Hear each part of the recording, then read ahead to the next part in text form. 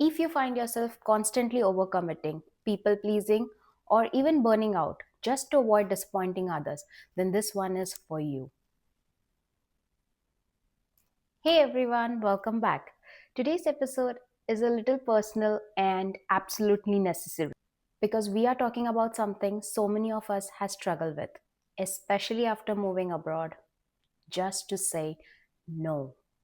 Growing up, I was always taught to say yes, be available, be helpful, always say yes to family, to friends, to acquaintance, always show up. Honestly, I did not mind until it became too much for me. Even when I was barely keeping myself together, just because I was taught to show up for others, I was prioritizing someone else over me. Research shows that women in particular is more likely to suppress their needs and take on more than they usually should. Because saying no can feel selfish, and I deeply felt that.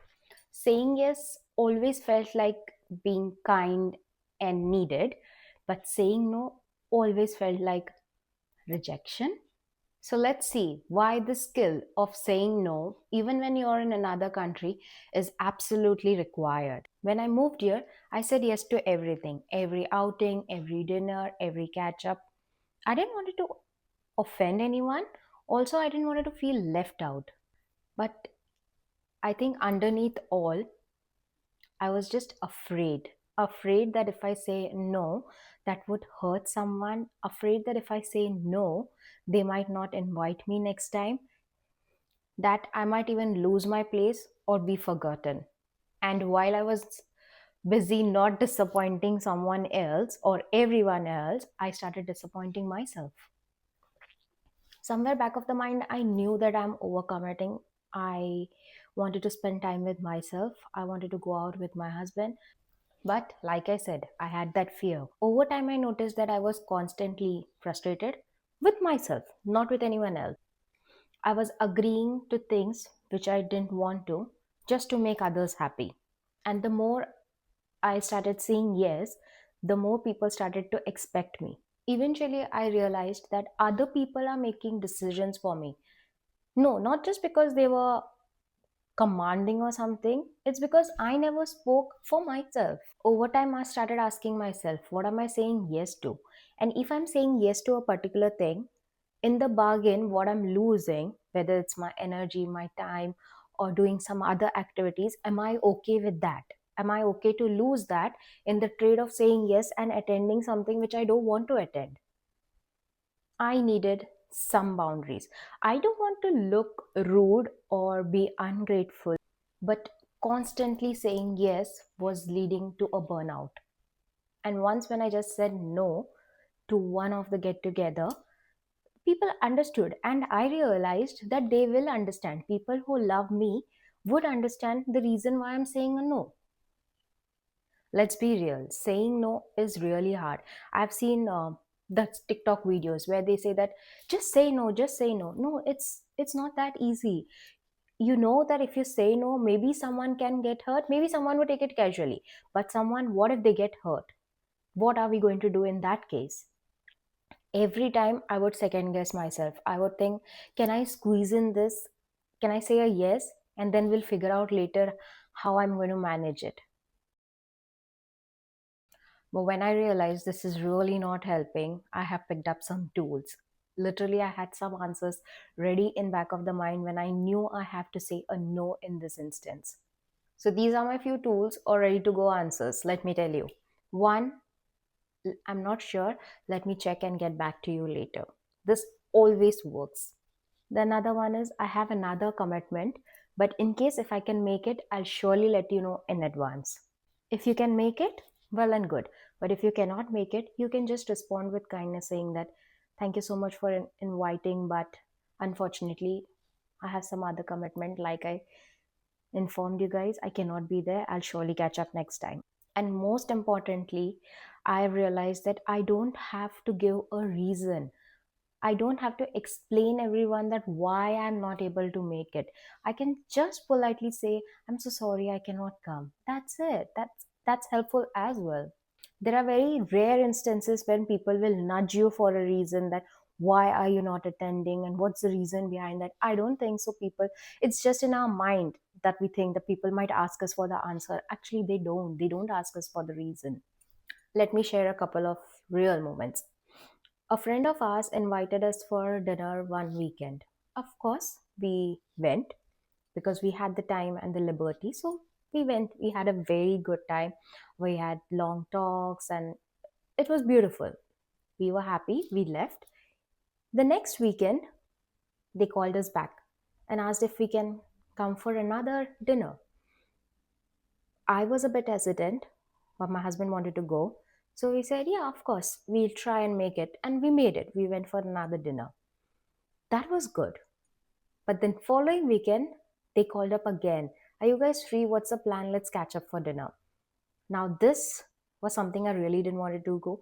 Consequently, 3 weekends? No, I don't think so. That's something which I can do. Rohit, on the other hand, my husband, didn't want to disappoint them. Eventually, we called up and said, thank you so much for inviting, but we cannot make it. Another example. Last year, my family was expecting that I would travel home for one of the festival. I was not. Neither that I committed to them that I'm going to travel and I said then later on I disappointed them. No.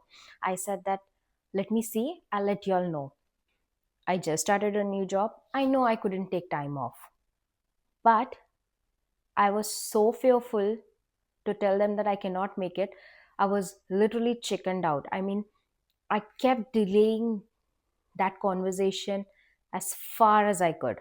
Every time someone would call from India, whether it's my mom, whether it's my friends, they will be like, what's your plan? Are you planning to travel? What's your plan? Have you booked your tickets? And I would always be like, not yet.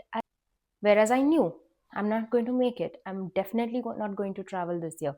But I was so terrified of letting them down. I was so terrified they're going to be hurtful and they might be disappointed in me. And when I finally told my friends and my family, they were a little bit, I would not say disappointed because they were expecting me. And then, I did not, when I said a no, they felt a little bad, but they understood. They knew that I started a new job and I would not be able to take a time off or I might not get that leaves. And I was so petrified of just telling them the truth. Sometimes we feel like saying no means failing the people we love. But the truth is, if they love us, they'll understand. And if they don't, then they are not our people. And that is something we need to believe in. Feeling guilty, that doesn't mean you're wrong. It means you care. But abandoning yourself in the process of caring for someone else, is that even right? Here's what helped me. Always before saying a yes, ask yourself, how do you feel about this? One.